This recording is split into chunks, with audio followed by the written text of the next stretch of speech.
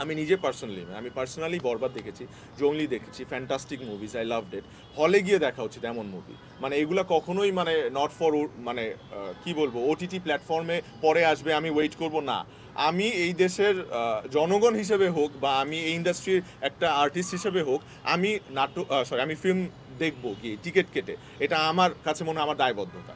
So এবং আমি এটা অ্যাপ্রিসিয়েট করবো। যেমন আমি জঙ্গলি দেখার পর আমি অনেক বড় একটা পোস্ট দিয়েছি সিয়ামকে নিয়ে, আপনারা হয়তো বা দেখেছেন, যে ও যে কষ্ট করছে এটা আমি স্ক্রিনে দেখতে পাইছি।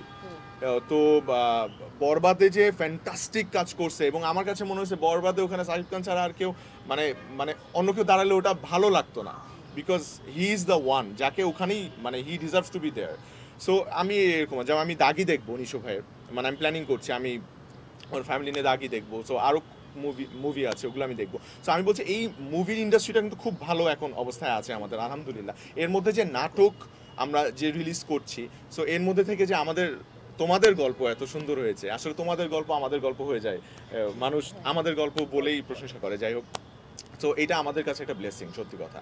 মানে এই 8 দিনের মধ্যে 1 কোটি মানুষ নাটকটা দেখেছে, এটা কিন্তু আসলেই খুব ভ্যালুয়েবল আমাদের জন্য। এই ভিউটা কিন্তু আমাদের কাছে খুব প্রেশাস, আমার কাছে মনে হয়।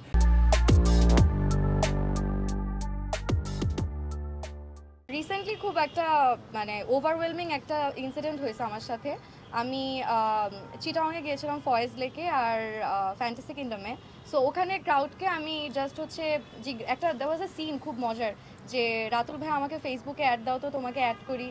সো প্রোফাইলের নাম কি আমি জিজ্ঞেস করছিলাম সবাইকে, এভরিওয়ান শাউটেড যে অ্যাঞ্জেল চালু, অ্যাঞ্জেল চালু। সো এটা দিয়ে আসলে বোঝা যায় যে মানুষ কতটা মানে কতটা কাজটা পৌঁছাইছে মানুষের কাছে, যে অ্যান্ড হচ্ছে যে মানুষ কতটা অ্যাকসেপ্ট করছে কাজটা। So that's actually the love of our audience through hour project. মানে নর্মালি কি হয় যে ওটিটির একটা কন্টেন্ট যদি রিলিজ পায়, তো আমরা আসলে ভিউটা দেখতে পারি না, মানে স্বচক্ষে দেখা যায় না, কিন্তু ইউটিউবের ভিউটা তো দেখা যায়। সো হ্যাঁ, অনেক কিছু মানে এটা নিয়ে অনেক কন্ট্রোভার্সি আছে, যে ভিউ ভালো হওয়া বা ভিউ বেশি হওয়া নিয়ে মানে নাটকের কোয়ালিটি ভালো হয় বা হয় না, এই সব কন্ট্রোভার্সিতে আমরা যাচ্ছি না। কিন্তু আমি বলতে চাই যে এই স্বচক্ষে যে আমরা দেখতে পাচ্ছি যে 8 দিনে অলমোস্ট 1 কোটি ভিউ, মানে আর কয়েক ঘন্টার মধ্যে মনে হয় 1 কোটি ভিউ হয়ে যাবে। এবং 30,000 কমেন্ট, এটা কিন্তু it's not a piece of cake. মানে এটা অন্য নাটকগুলোও আমাদের রিলিজ পাচ্ছে, অন্য চ্যানেলগুলোতেও রিলিজ পাচ্ছে, আমরা তো দেখতে পাচ্ছি যে কমেন্ট সর্বোচ্চ আসে 5,000 অথবা 10,000, কিন্তু 30,000 এক্সট্রা অর্ডিনারি। তো এক্সট্রা অর্ডিনারি আমি কোন সেন্সে বলছি, যে নাটকটা যেই দেখছে একটা কমেন্ট সে রেখে যাচ্ছে, সে হয়তোবা তার মূল্যবান সময় থেকে ওই একটা কমেন্ট সে করে যাচ্ছে।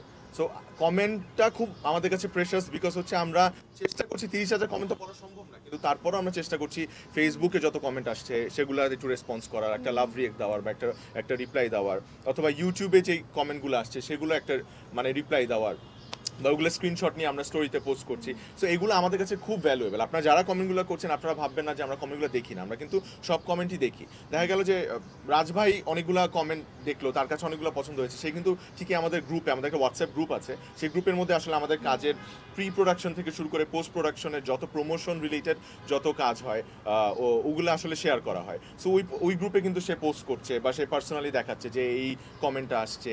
তারপরে আমার কাছে একটা ফোন কল আসছে, আমিন খান ভাই আমাকে ফোন করেছিল, so it was very special to me.